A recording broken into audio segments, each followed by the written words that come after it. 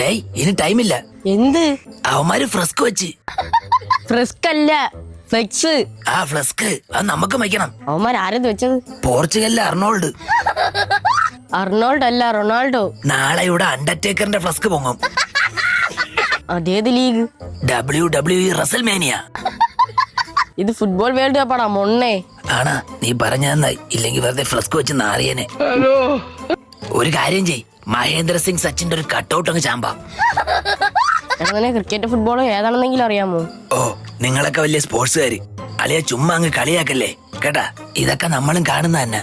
ഒരു നെറ്റിന്റെ അപ്പുറം അപ്പുറം ബാറ്റ് ഇട്ടൊരു തോലിട്ടുന്നല്ലേ ക്രിക്കറ്റ്.